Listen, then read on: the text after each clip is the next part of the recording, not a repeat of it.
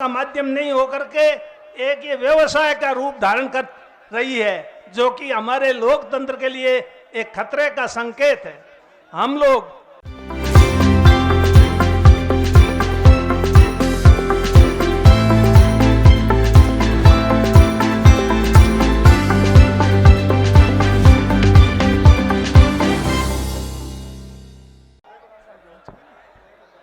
हमारे किसानों के मसीहा, ऊर्जावान, धैर्यवान, संघर्षशील नेता सचिन जी पायलट साहब, एमएलए साहब वीरेंद्र जी चौधरी, मुकेश जी बाकर, रामन्ना जी गावड़िया, पूर्व मंत्री नसीम जी अख्तर, विद्याधर जी, ज्योति खंडेलवाल जी एवं मंच पर विराजमान सभी कांग्रेस के नेतागण, बुजुर्गों, नौजवान साथियों, माताओं, बहनों और किसान भाइयों, आज यहाँ पर नागौर की इस ऐतिहासिक नगरी में इस पावन धरा पर आयोजित इस किसान सम्मेलन में पधारे हुए आप सभी महानुभावों का मैं बहुत बहुत धन्यवाद करता हूं और आभार प्रकट करता हूं कि आप इतनी बड़ी तादाद में हमारे नेता पायलट साहब को सुनने के लिए यहाँ पधारे हैं। आपको ध्यान होगा, पिछले विधानसभा के चुनाव में 2013 में कांग्रेस की स्थिति क्या हो गई थी। राजस्थान में केवल 21 एमएलए ही कांग्रेस के जीत पाए थे। उस स्थिति में राजस्थान की कांग्रेस की संगठन की बागडोर पायलट साहब को संभलवाई थी और पायलट साहब ने 5 साल तक जो संघर्ष किया उसका वर्णन पूरा करूं इतना समय नहीं है, लेकिन आप सब लोगों को पता है किस प्रकार से 5 साल उन्होंने पूरे राजस्थान में गांव-गांव, ढाणी-ढाणी, घर-घर घूम करके कांग्रेस को मजबूत करने का काम किया। यहाँ पर भी संभागीय सम्मेलन की बात कही गई। बाड़मेर में भी पायलट साहब आए थे। एक एक दिन में कितनी सारी मीटिंगें की और वहाँ पर बाड़मेर में रात को एक किसान रुगनाथ जी विष्णु करके थे, उनके घर में रात को वहीं पर रुके थे। और उसके बाद में हमारे पास में ही, पड़ोस में ही, हमारे यहाँ भी और सांचौर में, बाड़मेर और जालोर जिले में जब बाढ़ आई थी तो उस समय लगातार 1 हफ्ता से ज्यादा वहां पर रुके थे एक होटल में, कुशल होटल, और रुक करके फिर राहुल जी का भी प्रोग्राम बनाया, राहुल जी भी वहां आए। तो इस प्रकार वो उन्होंने जालोर और बाड़मेर जिले में लगातार 7 दिन तक वहां पर डटे रहे। इस प्रकार अगर पूरे राजस्थान की उनके 5 साल की जो कांग्रेस को मजबूती में योगदान रहा उसका मैं वर्णन करूं इतना समय नहीं है, लेकिन उसका परिणाम आप लोगों ने देखा। 2018 के जो विधानसभा चुनाव हुए तो उसमें वापस कांग्रेस सत्ता में आई और वो आप सब लोगों के सहयोग से, आप सब लोगों के आशीर्वाद से, आप सब लोगों की मेहनत से आप लोगों ने साथ दिया। लेकिन उसके बाद में जो स्थिति हुई वो सब आपके सामने है, मुझे कहने की जरूरत नहीं। आज इस समय पायलट साहब सिर्फ विधायक है और किसी पद पर नहीं है, न वो संगठन में है न वो सत्ता में, फिर भी इतना हुजूम उनको सुनने के लिए आया है। तो ये किस बात को दर्शाता है? ये मैं समझता हूँ इस बात को दर्शाता है कि आप लोगों का पायलट साहब के प्रति असीम स्नेह, प्यार, सहयोग और आशीर्वाद है। आप उनको आशीर्वाद देने के लिए यहाँ आए हैं। आज मुझे ये आज के समय में राजनीति सेवा का एक माध्यम थी, लेकिन धीरे धीरे राजनीति सेवा का माध्यम नहीं होकर के एक ये व्यवसाय का रूप धारण कर रही है, जो कि हमारे लोकतंत्र के लिए एक खतरे का संकेत है। हम लोग, मैं 1980 में पहली बार विधायक का चुनाव लड़ा और चुनाव जीत करके आया था। वैसे मैं राजनीति में 1973 से जब मैंने वकालत शुरू की थी तब से था, लेकिन चुनाव 1980 में लड़ने का मौका मिला। अब आप समझ लो 73 और 80 को भी लो तो कितने साल हो गए, 80 को भी लो तो 42 साल से ऊपर हो गए, और अभी एक साल बाद में चुनाव हो जाएंगे 43 साल, और 73 से लेखो तो 50 से ऊपर हो जाएंगे। और उम्र का भी अगर देखो तो मेरी उम्र अब 75 हो गई है।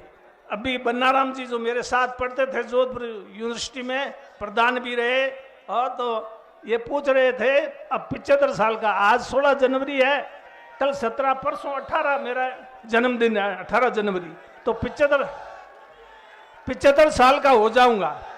फिर भी मैं इस चुनाव में राजनीति के लिए, पद के लिए डटा रहूं और दूसरों को मौका नहीं दूं, तो ये कहां तक उचित है?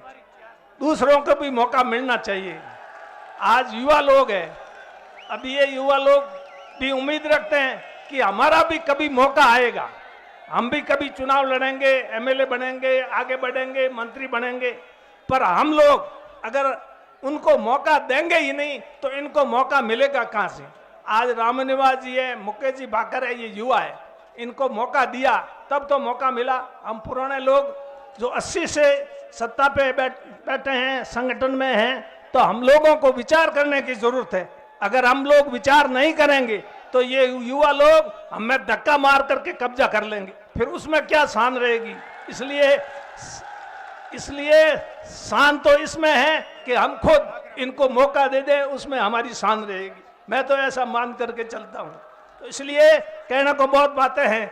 अभी कह रहे थे मुकेश जी भाकर, किसानों की स्थिति कोई ज्यादा अच्छी नहीं है। हालांकि हम सत्ता में, इसलिए हमें कह नहीं सकते, लेकिन आज बिजली की स्थिति, आज की तारीख में बिजली के हालात क्या है? लोगों के मेरे पास फोन आते हैं, बिजली नहीं मिल रही है, किसानों की फसलें जल रही है, किसानों ने फसलें बो दी, तो आखिरी इसका इंतजाम कौन करेगा? या तो पहले बता देते कि आपको बिजली नहीं मिलेगी, तो वो बुआई नहीं करते। उन्होंने बुआई कर दी, सारा खर्चा कर दिया, और आज बिजली नहीं मिल रही है तो किसानों की क्या हालत? इस तरह की अगर ऐसी बात है तो इसके लिए किसानों को, सबको, आपको एकजुट होना पड़ेगा। अगर आप एकजुट होकर के अपनी समस्याओं के समाधान के लिए संघर्ष नहीं करेंगे तो आपकी जो है समस्याओं का समाधान मुश्किल होगा। इसलिए मैं ज्यादा कुछ नहीं कहता, यही कहूंगा कि आप लोग मजबूती से खड़े रहें। नागौर यहां से ये 1959 में 2 अक्टूबर 1959 में पंचायती राज का सम्मेलन नागौर से ही नेहरू जी ने किया था। तो ये नागौर जो कि पूरे हिंदुस्तान में आज पंचायती राज की संस्थाएं कायम है, ये पंचायती राज में भी जो ये आरक्षण का है, ये किसने किया? ये भी कांग्रेस पार्टी ने किया। अभी राहुल जी भारत जोड़ो यात्रा निकली, वो भी बहुत शानदार यात्रा निकली। तो इसलिए अपने को मजबूती के लिए सबको एकजुट होकर के काम करना है। कहीं पर थोड़ा मुझे एक बात लगती है कि ताली है, ताली एक हाथ से नहीं बजती, दोनों हाथों से ताली बजती है। कुछ लोग एक हाथ से ताली बजाना चाहते हैं, इसलिए वो ये दिमाग से निकाल दें, एक हाथ से ताली कभी नहीं बज सकती, दोनों हाथ मिलाओगे तब ताली बजेगी। और कांग्रेस ने हाथ से हाथ जोड़ो अभियान अब शुरू कर रही 26 जनवरी से कांग्रेस, तो इसलिए सबको कांग्रेस की मजबूती के लिए जो है वो करना चाहिए, न कि खुद की मजबूती के लिए काम करना चाहिए। मैं तो ये समझता हूं कि कांग्रेस की मजबूती के लिए काम करो, अपनी मजबूती के लिए ना काम ना करो। और कांग्रेस मजबूत होगी तो अपन सब अपने आप मजबूत हो जाएंगे। तो मैं और पायलट साहब के नेतृत्व में, मैंने तो ऐसा व्यक्ति संघर्षशील और काम करने वाला, धैर्यवान नहीं देखा। आज इनके पास कौन सा पद है, फिर भी कितने लोग उनको सुनने आते, ऐसा मैंने तो मेरे जीवन में, मैं भी कोई अभी मेरी भी उम्र 75 साल की हो गई है, तो ऐसा व्यक्ति मैंने तो नहीं देखा। और ये उत्साह जो आप दिखा रहे हैं, आप मजबूत से इनके साथ खड़े रहें और ये मजबूती से आपके किसानों के हक के लिए लड़ते रहेंगे। लाल बहादुर शास्त्री जी ने नारा दिया था, जय जवान जय किसान। इस देश में, देश को आज किसान की वजह से, ये अन्न जो है इसको पैदा कौन कर रहा है? किसान कर रहा है। अगर किसान अन्न पैदा नहीं करे तो सारे लोग भूख मर जाए हिंदुस्तान के, खाए क्या? खाने आपको याद नहीं है, मैं थोड़ा सा और 2 मिनट वक्त लूंगा। 25 और 26 में अकाल पड़ा था, 25 और 26 में। ये नए लोगों को मालूम नहीं है, पुराने लोगों को सब पता है। देश में खाने के लिए अनाज नहीं था। इंदिरा जी ने अमेरिका से ज्वार मंगवाई थी और वो लोगों ने ज्वार खाई, जो जानवर भी नहीं खाते, उसको खा करके अपनी जान बचाई, क्योंकि हिंदुस्तान में अनाज था ही नहीं। आज हिंदुस्तान में अनाज के भंडार भरे पड़े हैं। ये किसकी वजह से? ये किसान की वजह से है। तो इसलिए किसान और जवान जो देश की रक्षा करता है, सीमाओं में अपना प्राणों को न्यौछावर कर देता है, इसलिए शास्त्री जी ने, और आपको ध्यान हो उसमें अनाज की कमी पड़ी थी, इसलिए शास्त्री जी ने हफ्ते में 1 दिन उपवास का सबको संकल्प दिलाया था। 1 दिन उपवास रखना, जिससे कि 1 दिन का अनाज बचे, लोगों के काम आए। तो किसानों की, जवानों की, मजदूरों की हमें सुननी पड़ेगी। हम अगर इन लोगों की नहीं सुनेंगे, सिर्फ पैसे वालों की अगर सुनेंगे, तो हमें भी जनता ये बख्शने वाली नहीं है। इस बात को भी हमें ध्यान में रख करके काम करना है। इसलिए मैं अधिक समय नहीं लेते हुए आप लोगों से यही कहूंगा, आप यहाँ पधारे, इस ऐतिहासिक सभा को सफल बनाया। आप सब